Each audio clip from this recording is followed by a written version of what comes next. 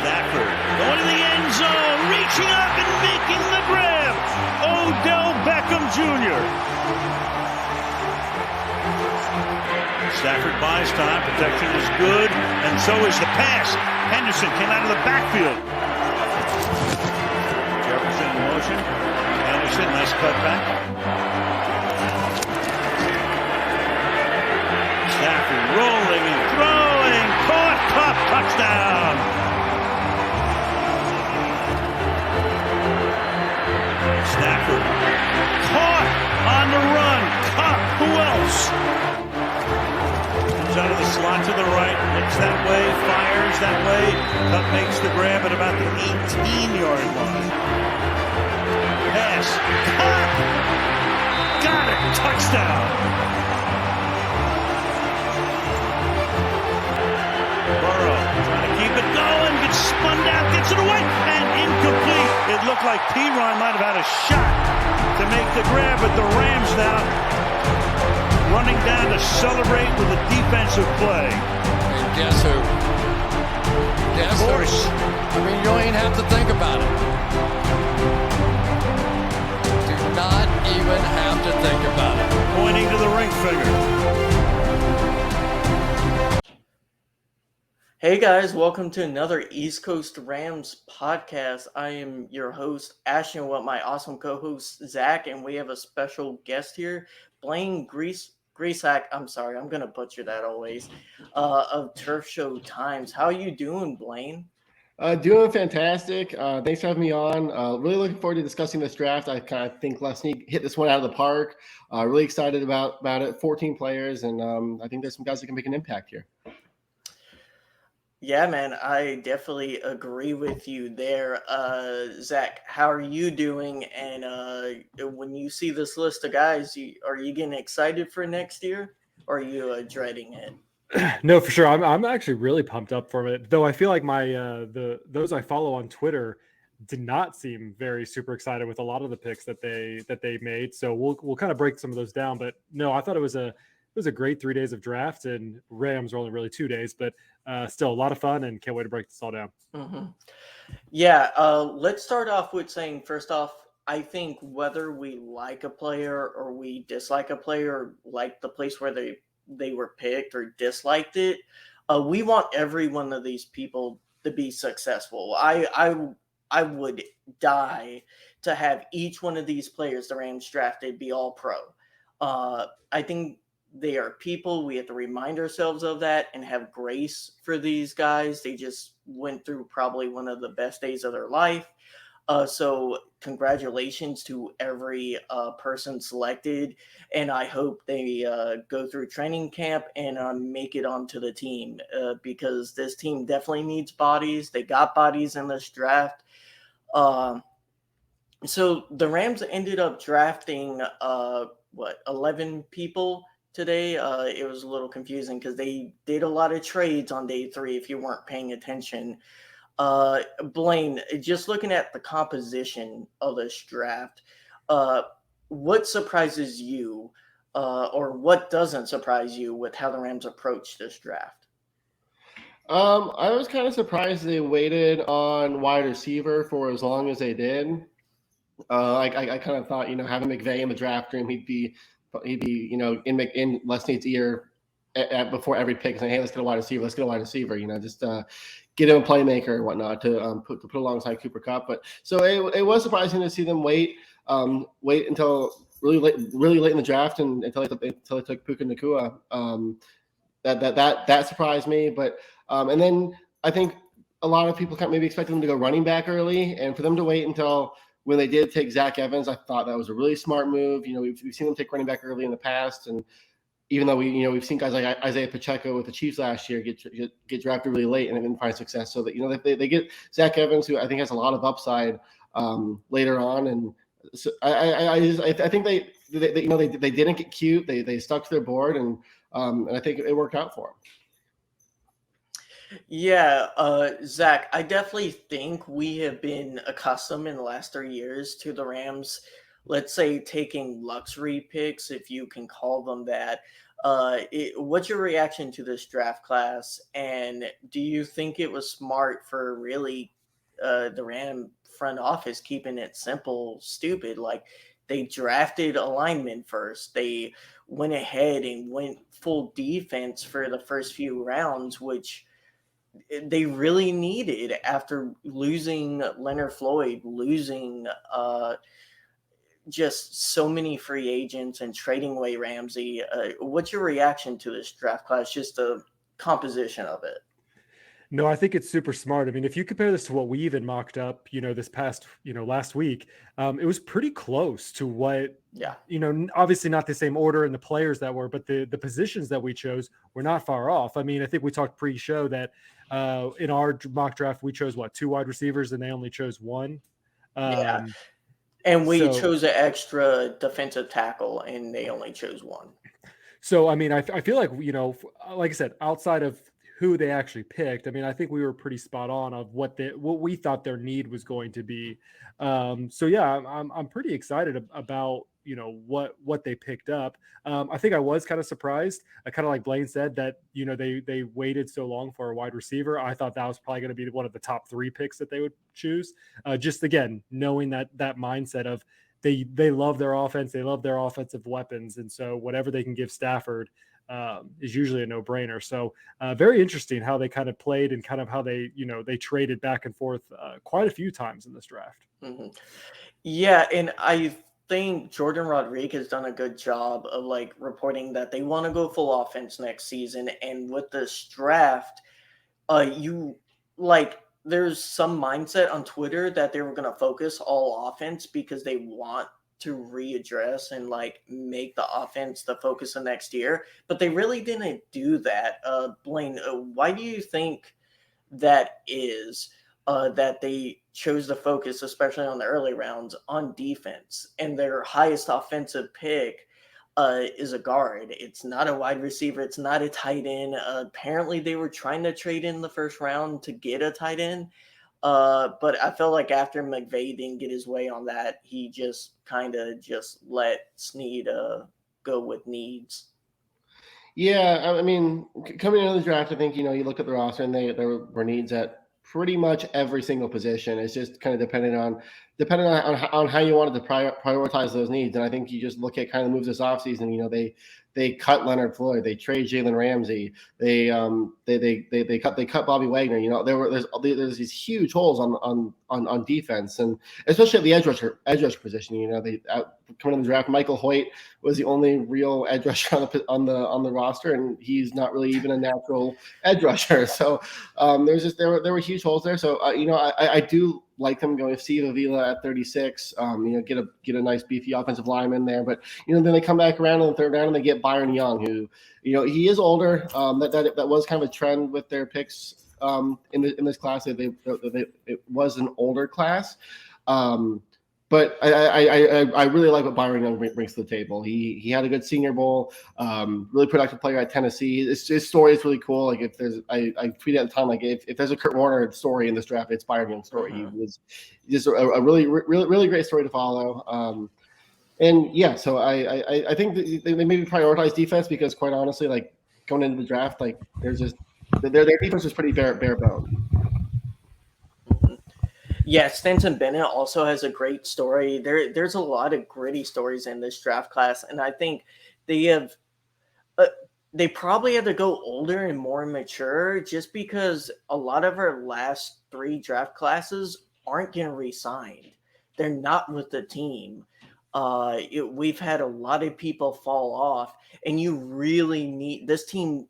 So desperately needs depth in multiple positions, especially mature depth. So I think that could be one direction or one reason why they chose to go this way. Not to mention you get more bang for your buck, so to say, because those people tend to fall. They tend to not go earlier. If someone of that same talent of Byron Young was, let's say, 3 years younger, he probably would have went in the late first, early second. But he was able to fall, and the Rams were able to really get him at a good pick. So let's go kind of pick by pick, guys, and go over why the Rams picked these guys and whether or not we like the pick, if we think it was early and stuff like that. Let's start with Steve Avila. I hope I'm pronouncing that right. A guard out of TCU.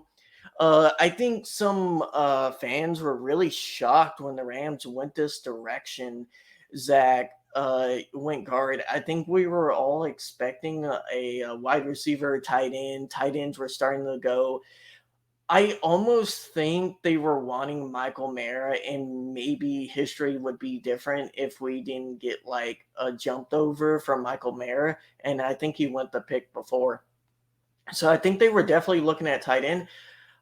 Most of the top level tight ends were gone by now, and they got Steve Avila, and his RAS is pretty impressive. He allowed 0 sacks last year for that national championship team. How did you like that pick? No, I thought it was a smart pick. Obviously last year their offensive line was kind of their story outside of major injuries with Stafford and Cup and things like that. I mean, going 11 straight weeks without rotating 11 straight weeks of different offensive linemen.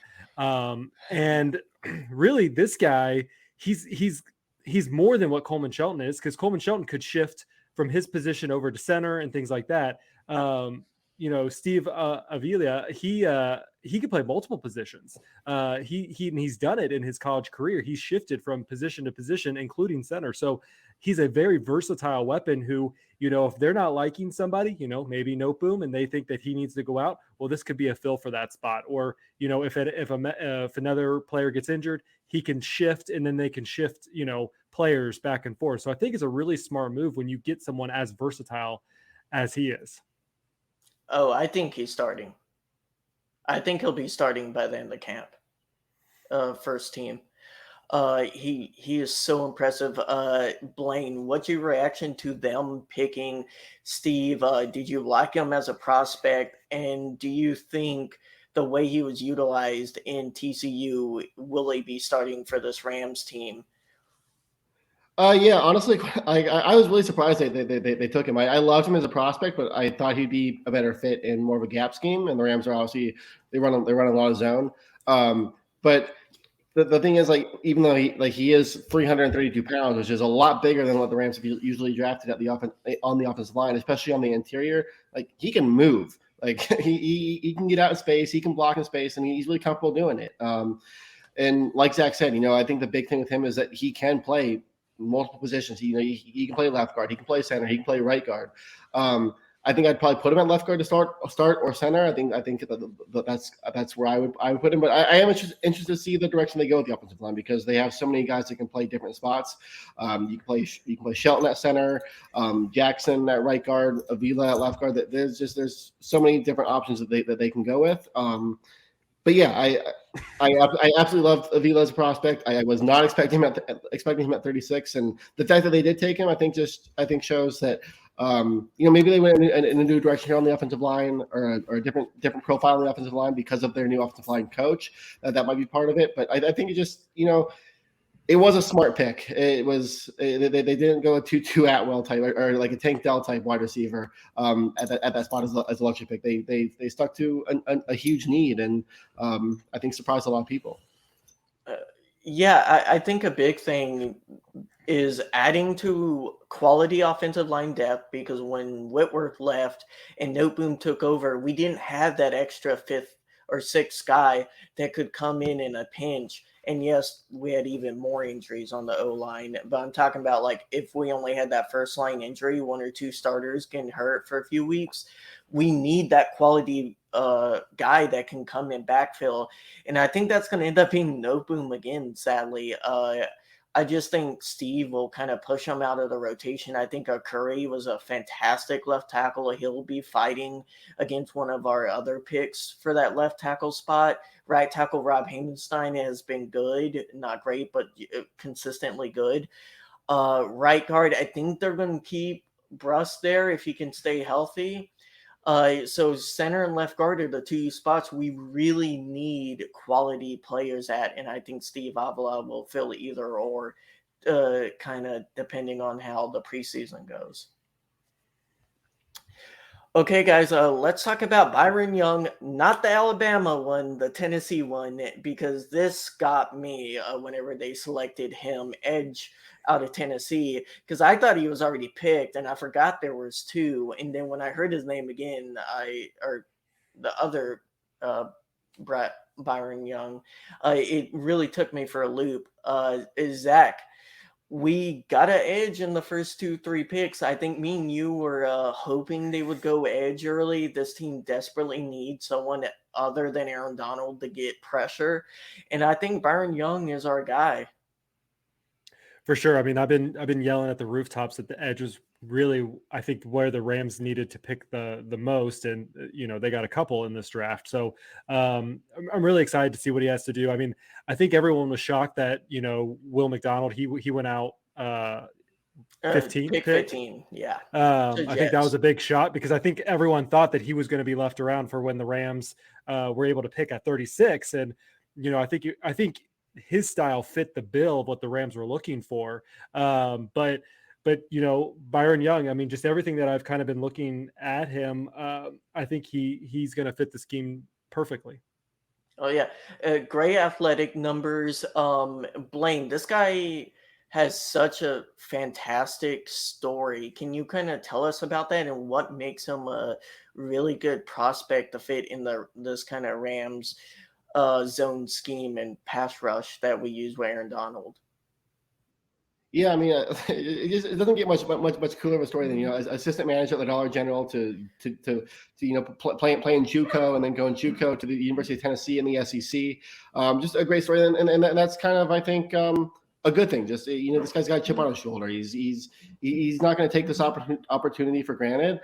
From a prospect wise perspective, he rushes with power. He has decent speed. He has good counter moves. He has a lot of tools in the toolbox, and it's going to be up to the Rams to kind of unlock those and for him to reach his full potential. Because even though he is 25 and maybe doesn't have the ceiling of someone like Will McDonald, who is younger and just seen as this athletic freak, Byron Young is just as athletic, and I think it can come in and maybe make more of an impact right away than a McDonald could have. So yeah, I absolutely loved this pick when it happened. I was ecstatic in the third round. They absolutely needed an edge, and I'm glad they didn't force it at 36 and kind of let the board fall to them. And it worked out, and they got a really good player in Young. Yeah, and he hasn't been playing that long either. Only 3 or 4 years. I think he's definitely getting better and better as the years go along. When I was watching his tape, he did remind me of Leonard Floyd, being able to hold, contain, being able to put on moves when he is pass rushing. I think he said he modeled his ghost technique after Von Miller. I mean, it's just really cool details. And fantastic story. I really hope he pans out, and I think the Rams needed him in this rotation because, like you said, Michael Hoyt, that's all we have. And we got a few other younger edge rushers, and I think they're going to sign a bunch of UDFAs and hope one kind of pans out because I think we need three. I would say 3 or 4 really good edge rushers to rotate in and out. And right now we have one. I'm still not sold at Michael Hoyt on the outside linebacker spot, but I thought he had promise in that position. I say if he drops a couple pounds, I think he gets a little faster. I think he can do well. So let's talk about our round 3 pick at pick 89. This is one that I was kind of shocked that he went in the 3rd round. I was expecting him in the 5th round. And that's not to say that it isn't. If the Rams like him at a 3rd round, then pick him at a 3rd round. I think it's stupid not to get your guy when he's in your lap and you think he's a 3rd round talent and you really like him. It's Kobe Turner, D tackle of Wake Forest. Very similar to things we heard about Aaron Donald coming out of draft. He's undersized. Yeah, he's quick. He's good at stopping the run, but he's just not an NFL body. He shouldn't be taken in the first few rounds. Rams grabbed this guy. Blaine, do you think his size is going to be an issue, Or do you think Aaron Donald can kind of mold someone of a similar stature into a really great D tackle for us? Yeah, I did think this was a little bit of a reach, and I think you hit the nail on the head here, Ashton. You know, like all these teams that they have their top 100, top 150, top 175 board, and sorry if you hear my dogs in the background. But anyway, every team has these boards, and they're all vastly different. While the Rams might have had a third round grade on Turner, another team might have had that fifth round grade on him. So, especially when you get to day 2, day 3 of the draft, it really is a crapshoot. It's about throwing darts, and you want to get the guy that you're comfortable with. And if that was Turner for the Rams, then I'm okay with it. I do think I'm not necessarily worried about his small sizes and like height and weight. I think his arms are going to be an issue. He does have short arms, so I see it as more of a rotational piece. But yeah, it's. I think he's gonna have an uphill climb, but I think just with his get off and his speed, like I think he can make that work in his advantage. Yeah, there's definitely been 2 positions in the last few years the Rams have been excellent at drafting at, and that's always been safety and D-line. And I feel like this is another quality pick. I do think it's a little bit early for where he was going to fall, but if they had intel, and again, guys, we don't work for the team, so we don't know if they knew the Buccaneers were going to pick him at 5, 10 picks. They're like, okay, we have to go ahead and pick him now because he won't be there in the 4th. Zach, per PFFF from Sosa Cremenges, they had him as the 3rd highest PFF grade among D tackles in this class. He was the 1st in run defense and 5th in pass rush. And to me, that kind of screams Rams.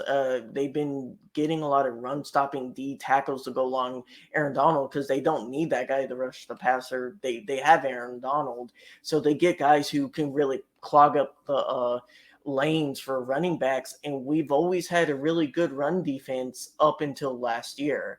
We're consistently top 5 because of that. Do you think this kind of follows suit? And what do you think of going D tackle at the spot? Yeah, I mean, definitely what you guys said is spot on. I wasn't really quite expecting him to go so early, but when you look at that, 1st in run defense, I think you're right. I think that's what they're trying to swallow that up. If you can get the edge and you can pressure them to go in the middle, and then you can swallow them up with either Aaron Donald or whatever his vast amount of supporting cast are. I think he could fit into that supporting cast role. I mean, shoot, Aaron Donald is always double teamed at best, if not triple team. So that just gives other players the opportunity to make the play as well. So definitely think that anybody that you can put it next to Aaron Donald, they're not going to do terrible. I think just having his presence there and his ability to kind of coach them and kind of show them the ropes and how to make the best plays. I mean, this is Aaron Donald we're talking about, best defensive player probably of all time. So I'm not really super concerned that he's not going to do well.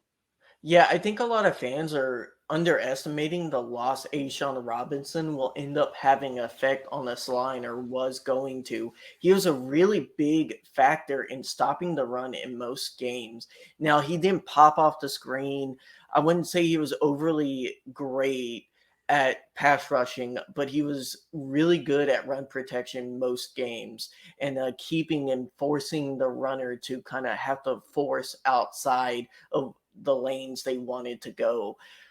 So I definitely like the pick from that point of view. From Jordan Rodrigue, she said he was relentless, bouncy on his feet, great balance, flexible, awesome work ethic, and that he's very much stronger at his weight at 293, and he is called the conductor because he is very musical. So really cool to hear. I think 293 is a great weight if that's a lot of muscle, and I'm happy to hear it is. So I think we will end up moving from one controversial pick And I thought this one was going to end up being the most controversial of the entire draft. I was like, I don't see how you can get more controversial than picking a guy who some people thought was a 5th rounder, 4th rounder in the 3rd. And they topped that by taking Stetson Bennett from Georgia, QB, at pick 128. Zach, both me and you agreed that we really thought they were going to pick up a QB in this draft. I thought that was kind of really clear. Last year, both of our backups didn't cut it. That team was awful. It was barely, it's borderline XFL material, that offense was. It was historically bad. And a part of that was our QBs couldn't pass it down the field. And I understand we had a lot of injuries on the O-line and wide receiver core, but the QB play was so subpar that I knew they had to get a backup QB in minimum in the draft. And there's some rumors that they were going to take Hendon Hooker if he kept on falling even more. What do you take of taking Stetson Bennett? I know that's a guy I had mocked. I'm very happy about it. I really thought, I'm a Georgia Bulldog fan. I really thought he was underrated, and he's a little bit older, so people are going to hold that against him. What do you think of the 2-time national champ? And do you think it's a good move to go out and get a QB in the 4th round when we have so many other needs? I mean, this was a Matthew Stafford pick, right? You know, Matthew Stafford told Sean McVay, if he's available, pick him. I mean, it's not too much of a coincidence that, you know, Matthew Stafford was a Bulldog. You know, the Bulldogs were in SoFi Stadium. These two quarterbacks did meet up. I'm sure there was some dialogue going back and forth. Who knows? You know, that may be far-fetched, but there is that coincidence, and there is that line to draw if you want to do so. But very interesting pick. Like you said, we kind of thought that they were going to go more 5th round.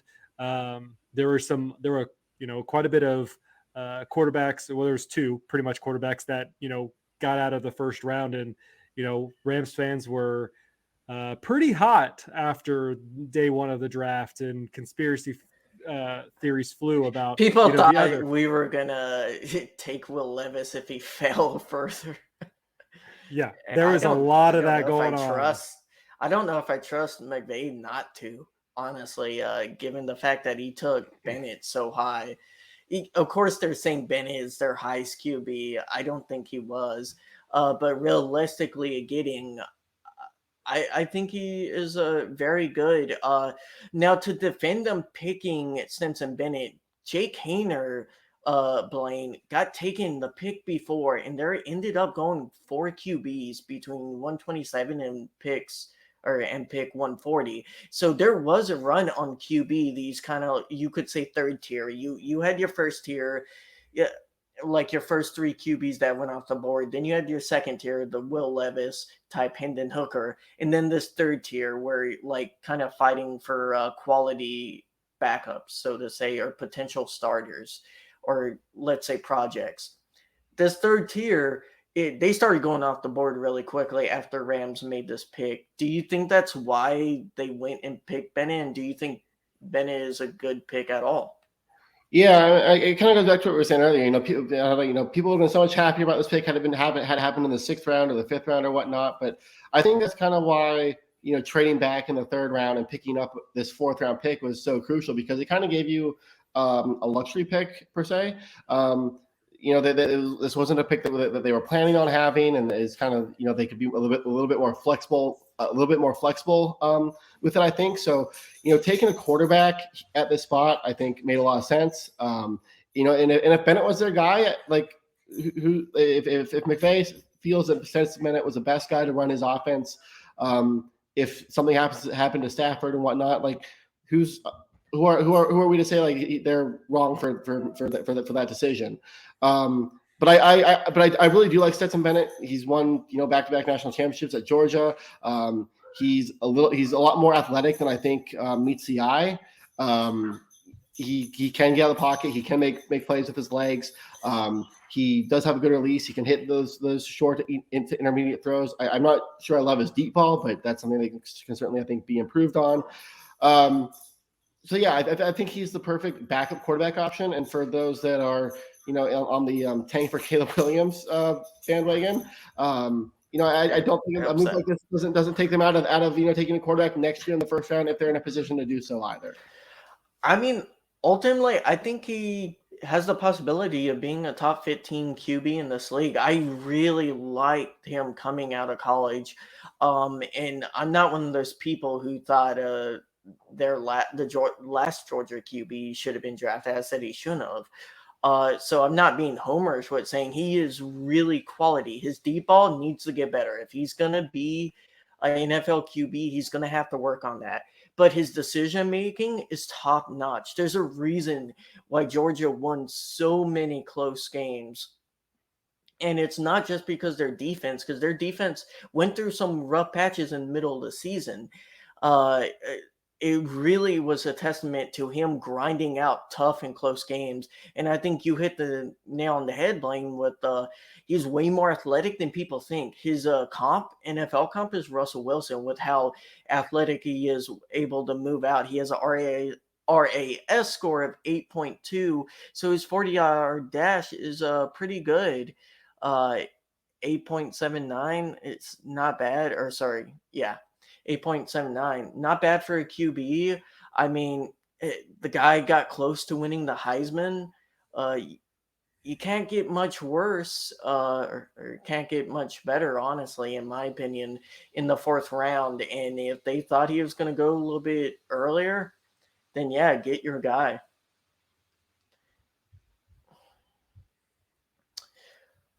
All right. Nick Hampton, edge from Appalachian State. Uh, Blaine, another edge. Do you think it was right to go edge in this situation? This guy is a little undersized, uh, but very athletic. Do you think? I know they have a type, but do you think it was right to go edge with? You said earlier with wide receivers being so, in my opinion, a need. They passed on a few good wide receivers with this pick to go edge. Yeah, it kind of goes back to prioritizing their needs, I guess, and I definitely think wide receiver could have been an option here. They waited a very long time to adjust the cornerback spot. So I think that could have been a potential position to target here as well. But I'm not surprised that they double dipped on edge. Like we said, coming into the draft, Michael Hoyt was the only guy at the edge rusher position coming into the draft. So you got your guy, your number one guy in Byron Young there in the third round. But we really haven't seen a lot from Daniel Hardy. He's an insane athlete, but what can he bring as a pass rusher? Kyer Thomas had a good preseason last year, but what can he kind of bring in more of a full-time role during the regular season? So they don't have the bodies there. So I'm not surprised that they double dipped on edge rusher. Maybe this wasn't the spot to do it. Maybe they should have taken a wide receiver, but I can't fault them for going edge either. And I absolutely love Nick Hampton, so I wasn't complaining about the pick. Really, really good in space. Really, really nice athlete, explosive, has a really quick get off. I think he's going to come in and be a really nice rotational piece off the edge. Mm. Yeah, and he was projected around this pick. So I think for the fact they had a plan to address cornerback, and I think he's our next. Sorry, yeah, 3 picks later they addressed cornerback. I thought this was the spot they were going to address tight end. I was a little surprised that they went at least with Nick Hampton over a tight end, because I just felt like McVay really, really wanted a tight end this draft that he could use as a weapon, and they ended up waiting, and they get Nick Hampton. They definitely need more bodies in that rotation. From the Athletic, they said he's an every down NFL back. He has the physical tools. His best fit is a sub rusher in the mold of Josh Uche from Miami, I believe. Yeah, I think if he's another Uche, I can't complain about that. I feel like we need someone to be able to help set the edge and force runners to go back inside towards Aaron Donald. What's your take on this, Zach? Yeah, I mean, I like we keep saying. I mean, we saw that the defense is probably again the most needed position, and really, like you said, setting the edge. And what we have right now is maybe not ideal, and so just bringing in more people at that spot to see what works and what doesn't, I think is just crucial for this defense. Where going into this draft, it was pretty much Aaron Donald and an army. So against an army. So I think it's a good smart pick to keep this up. Again, should they waited a couple more rounds and like you said, got a wide receiver. But again, the wide receiver room it does have a lot in it right now. Right now, when you're looking at a wide receiver, you're really looking maybe for your punt returner. That's kind of where you're at probably at this point. So I don't know. I think the edge is a good solid spot to keep building on that defense. Mm-hmm. Yeah, I think we have to remind people, though, I think they were going away from purely picking people because of special teams. So I do think when they're drafting a wide receiver, they were wanting someone for depth in that kind of position group. Next pick is Warren McClendon, round 5, pick 176 out of Georgia. I loved this pick. I thought I was a little surprised he didn't go in round 4. I really think he was a fantastic tackle for Georgia. He has some issues a little bit with pass pro whenever Georgia would do long dropbacks. Now it's the NFL. It's going to be a little bit more, let's say, less long dropbacks than you have in college, but you have better pass rushers. So that kind of negates that, in my opinion. But he did struggle with that a little bit. Fantastic run blocker. I actually think it's going to be hard between him and a Curry who starts at left tackle. But I think McClendon could win that job. I think we could have potentially drafted 2 starting linemen in this draft, and we got one in the 5th round, and I think he's going to be a stud. Definitely love this pick here. Zach, do you have any opinions on going tackle here and him as a player? Yeah, I guess my only surprise is I guess I didn't think that they would go with so many offensive linemen or maybe so many going in the 5th round.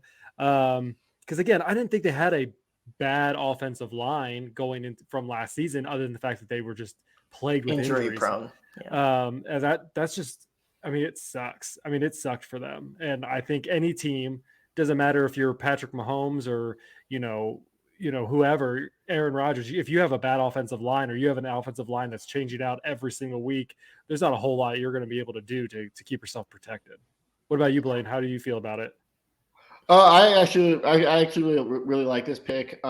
This was Jake Ellenbogen. This was his guy. He really liked Warren McClendon. Kind of got me onto him kind of late in the draft process. I think you kind of look at the offensive line, and I think they do have a lot of guys that give them a lot of options just because they are so versatile. But I think you kind of look at some of the players in particular, and you look at a guy like Joe Noteboom, and you really don't know what he's going to give you coming off this torn Achilles. That's a pretty significant injury. Obviously, Bobby Evans didn't really work out, so he got cut at the end of last season.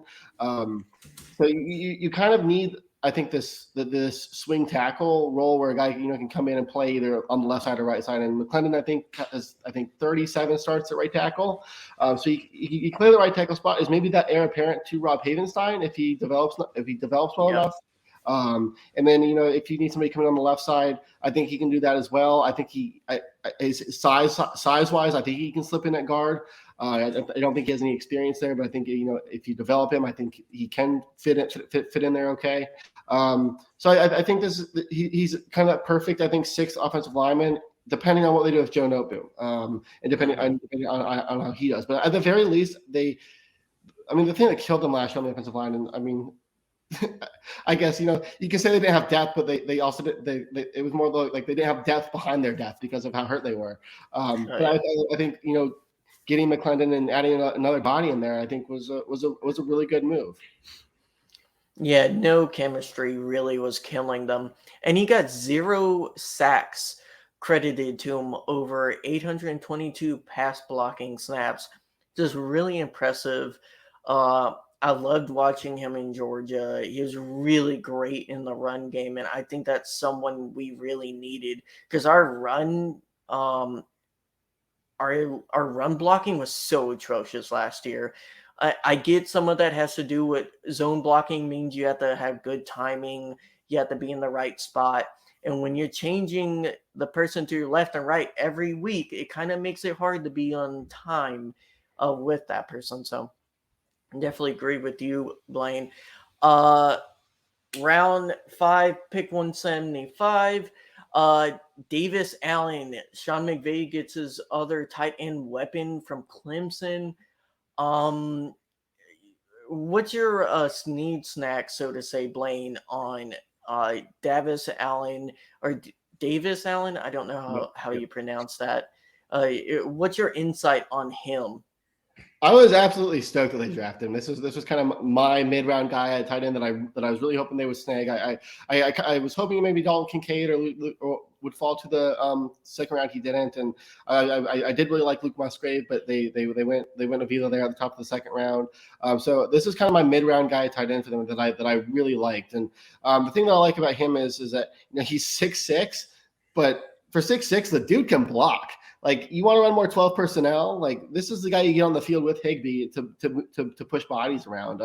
During the Senior Bowl, he's blocking in line, and he seals off Adatomia Adebawore from Northwestern, the Northwestern guy that everybody was extremely high on as a potential first round pick, and ends up going in the fourth. But he had a really good play there against him, and that impressed me. But he's versatile. He can line up in that H-back spot, line up in line. I do think he needs to develop as a wide receiver a little bit.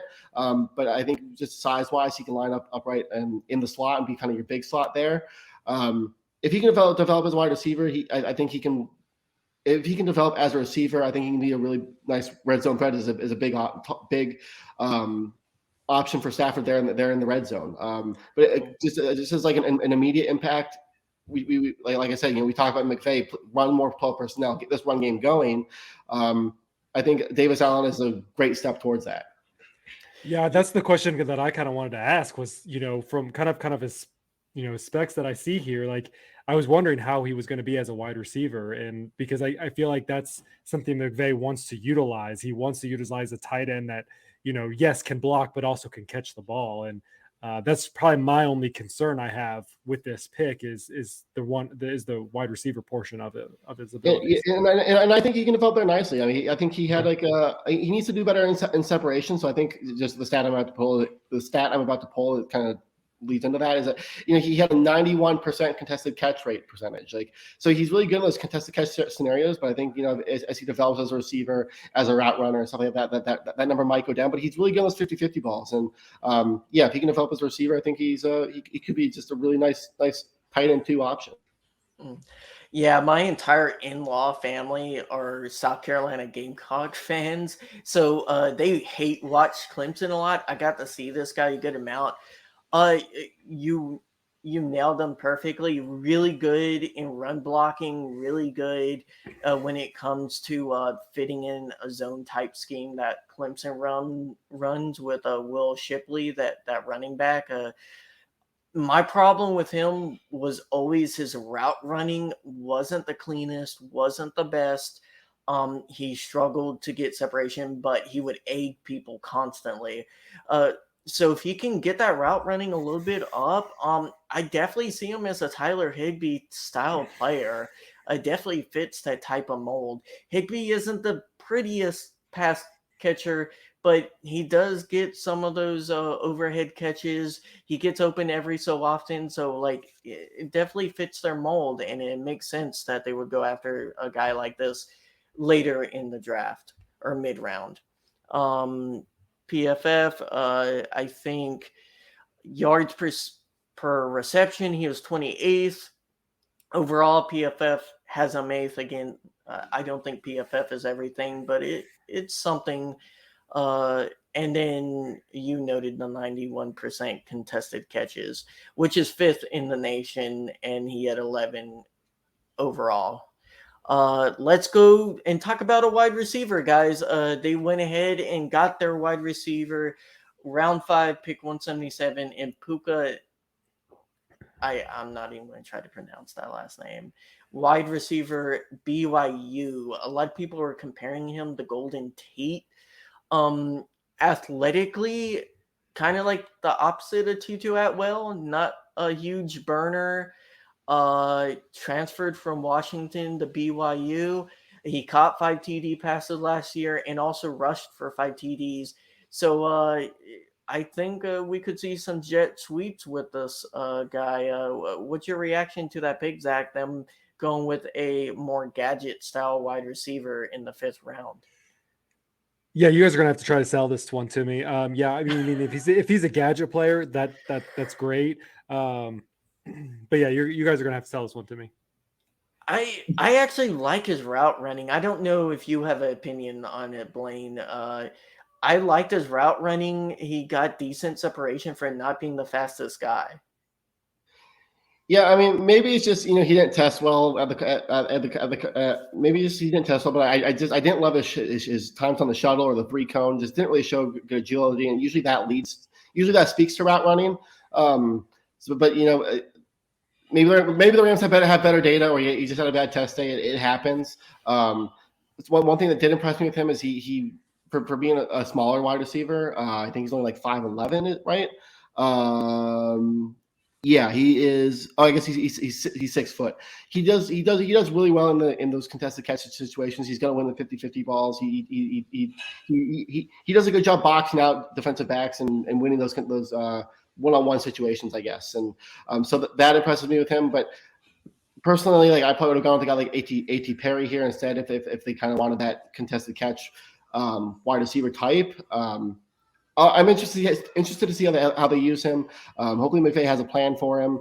Not ready. I obviously won't rule him out, but wouldn't have been my top option.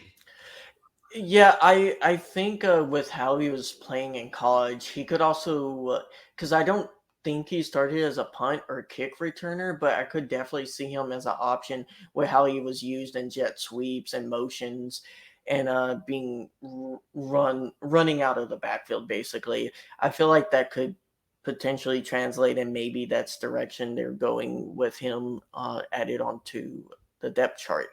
Let's talk about my favorite pick of the draft. Round 6, pick 182, Tre'Davious Hodges-Tomlinson. I know Zach is so happy he doesn't have to hear me talk about this guy pre-draft anymore.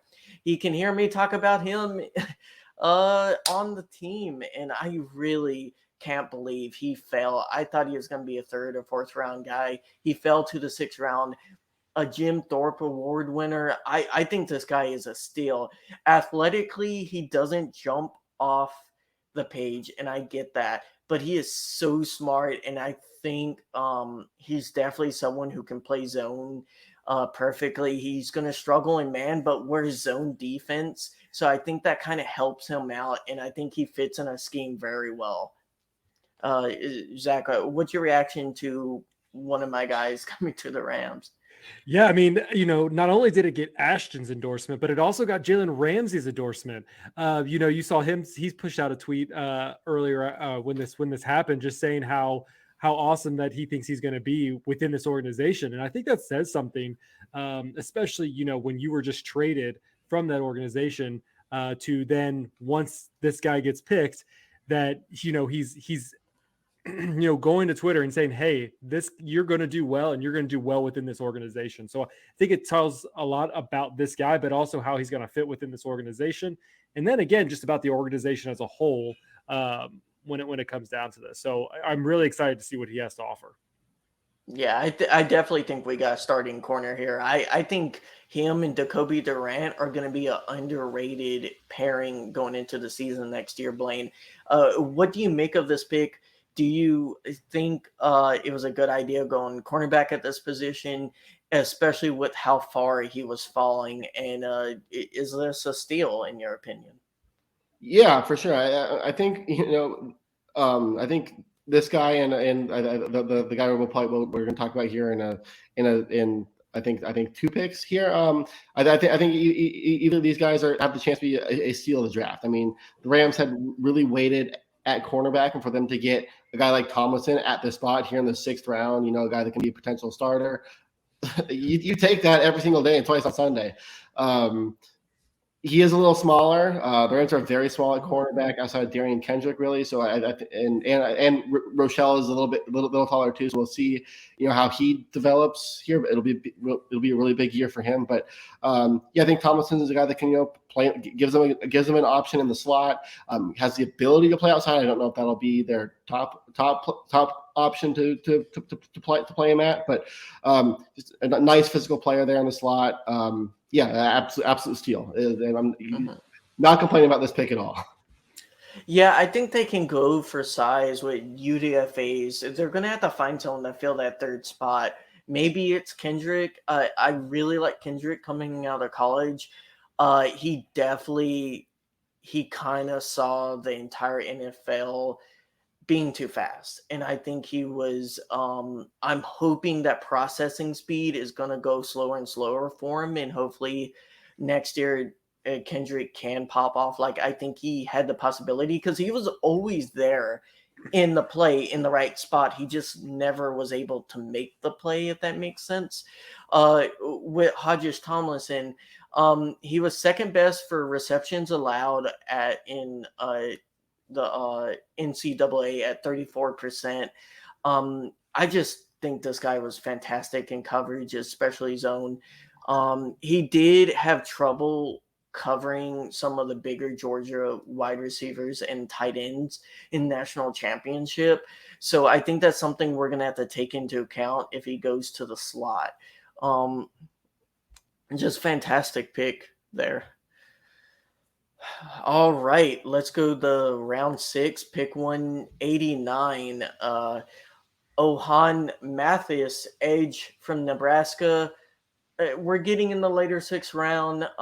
I wasn't super familiar with Mathis outside of I think I saw a few of his games when he was with TCU. He moved to Nebraska last year. I think he's going to be a guy fighting for a spot in camp, and hopefully one of these guys from camp can pop off because we really need another pass rusher next to the rest of the guys we have. What do you make of him, Blaine? Do you have any insights on him as a prospect? I honestly I don't I didn't watch this guy a lot at all, really.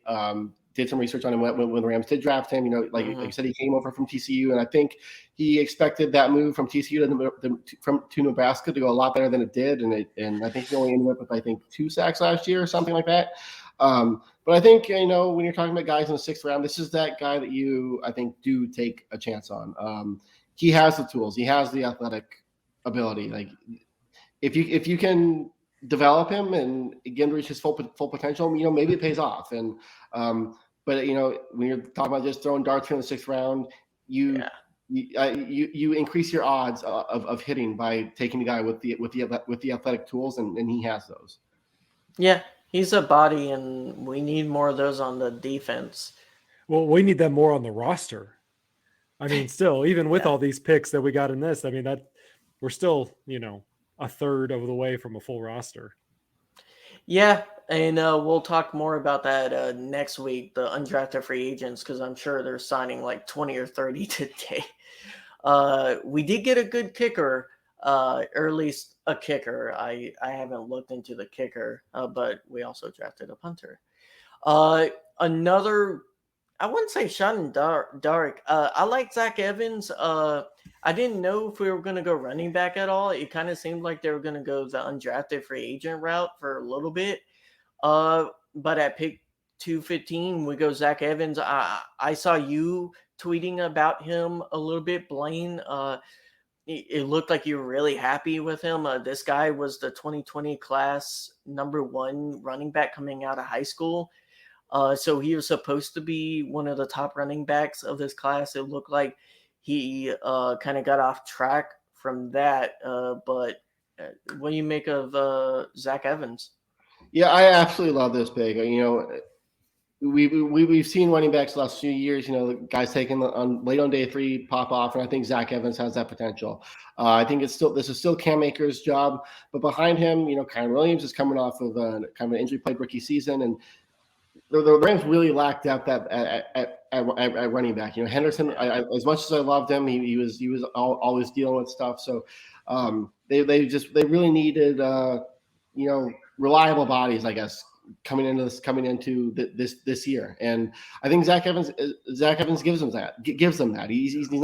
He's a physical back. He's not going to push the pile per se, but try tackling him at speed, and you're not going to have a good time. Yeah, so I think this is the exact type of compliment back that they need to pair with Akers and Kyron Williams.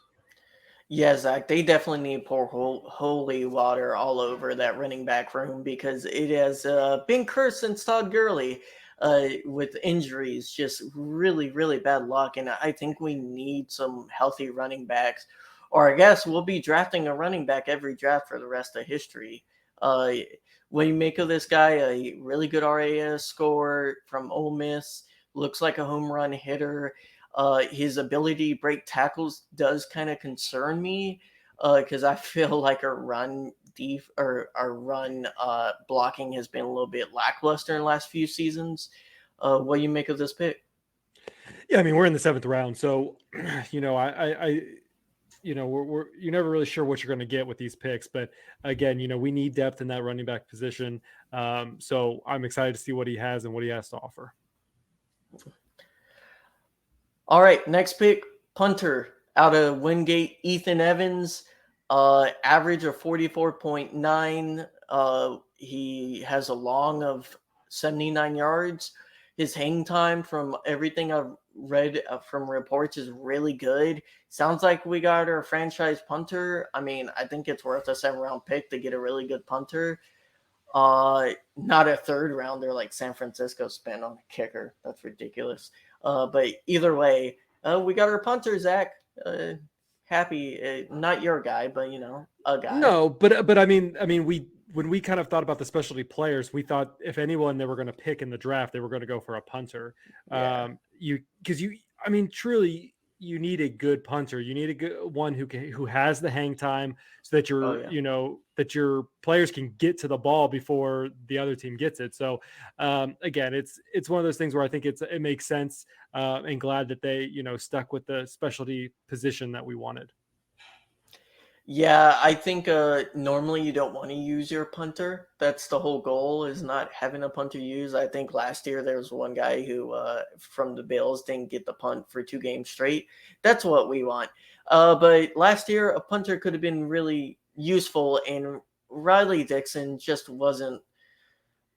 He was below average. Sadly to say, Blaine, what do you make of this punter? You big punting guy? Yeah, I love that he's like, well, I think he's like 225 pounds or 234 pounds. Like, that's a big punt. Like, I want to see 4th and 1 and see. Let's see punter power, like just like get him on quarterback sneaker or whatnot. Almost 4th and shorts. But yeah, I mean, it's just from what I've seen, he does looks like he has just a huge leg, can absolutely bomb it.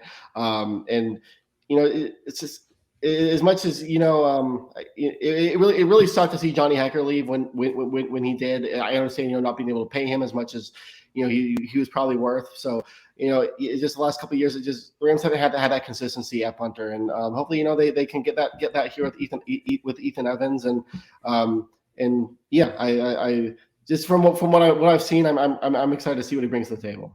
Mm-hmm. And our second to last pick, Jason Taylor out of Oklahoma State, or Jason Taylor II out of Oklahoma State. This guy, from all the reports I read, looks like a fantastic athlete. Jordan Poyer even said that he was someone to look out for in this draft. Scouts say he has an issue with missing tackles. That does kind of concern me. But if there's one position, Zach, you always hear me say it every year that they knock out of the park with drafts. It's safety. I feel like this team, for some reason, Snead just must have been a safety in a past life, because he always gets these quality guys like John Johnson, like these late round picks that always overplay their position. What do you make of Jason Taylor?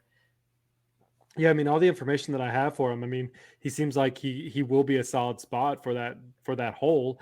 Especially with Nick Scott and Taylor Rapp both departing. So, it's definitely checks that box of what we need, and something that he could actually bring to the table. Yeah, he's a semi-finalist for Jim Thorpe Award. He had 99 tackles, 7 deflections, and 6 picks last year. It sounds like we got a really good one, Blaine. What do you make of the super athletic safety, and do you think he's going to follow the route of John Johnson and kind of get put in a starting role, hopefully? I don't necessarily see him as a day one starter, but where I do see him is I think he has over 500 snaps on special teams. I kind of see him in the mold of sort of like a Nick Scott, kind of on that development route where he starts as this core special teamer, and then works his way to defense. I think he can play defense, but I think he just immediately he's going to be a core special teamer.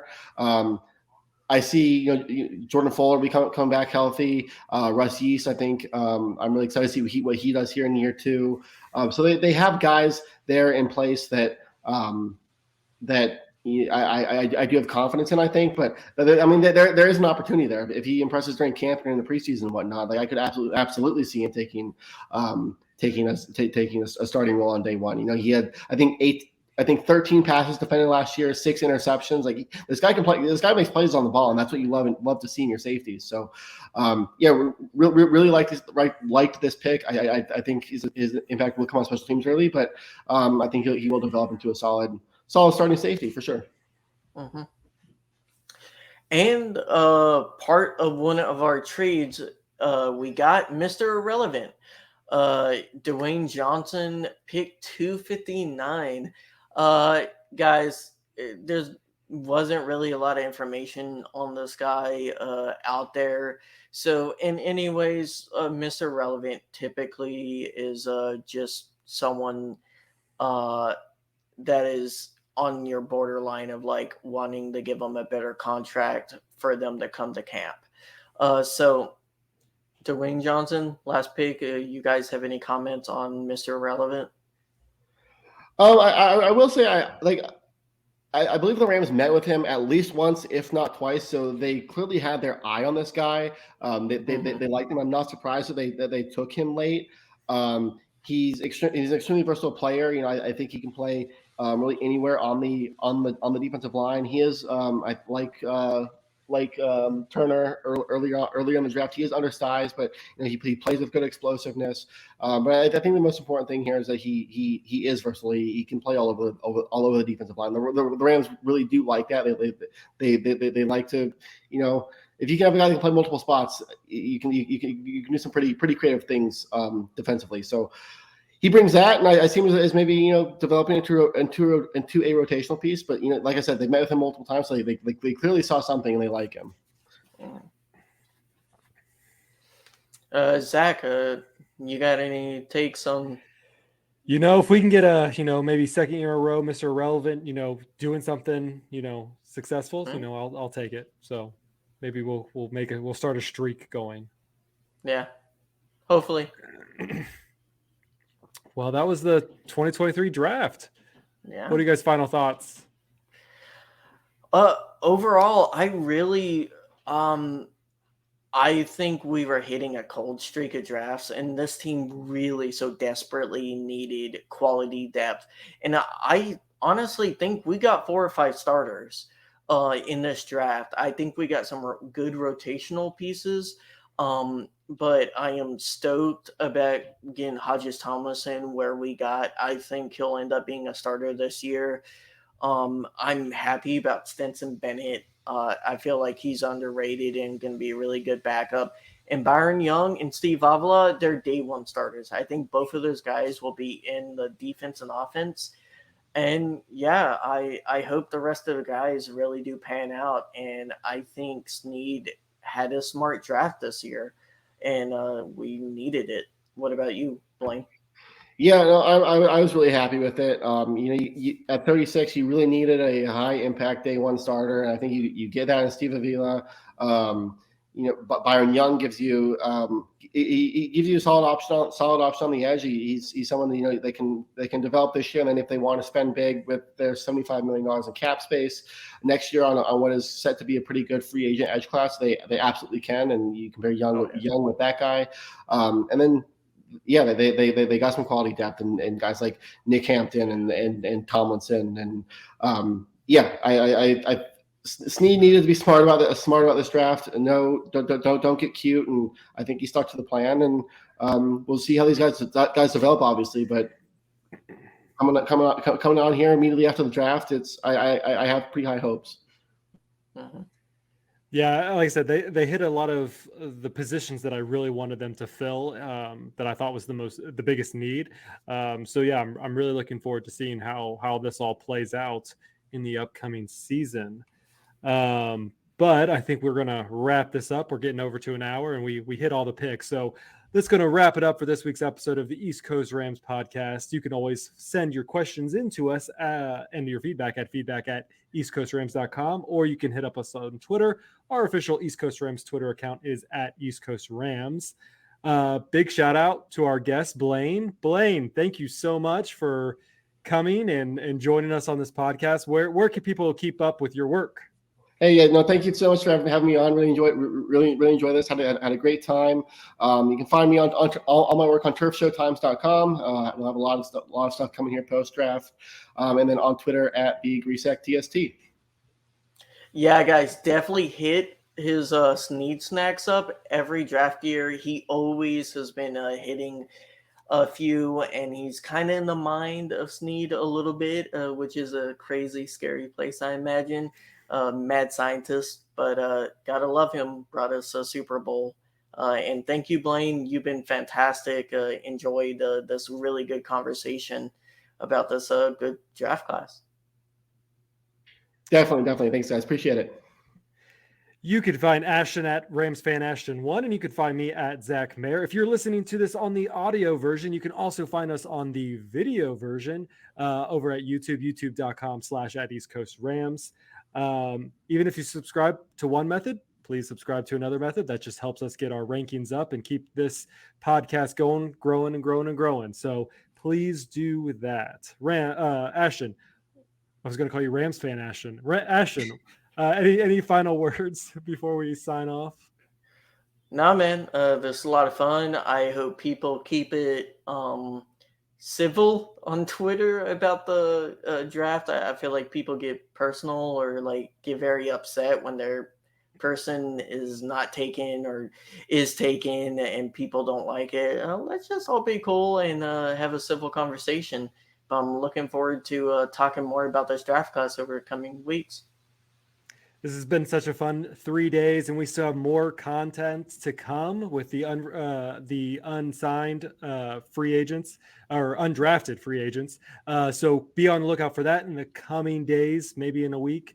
We'll see how things go. But always keep up with us on Twitter at eastcoastrams.com, and we'll see you guys next time, Ramley.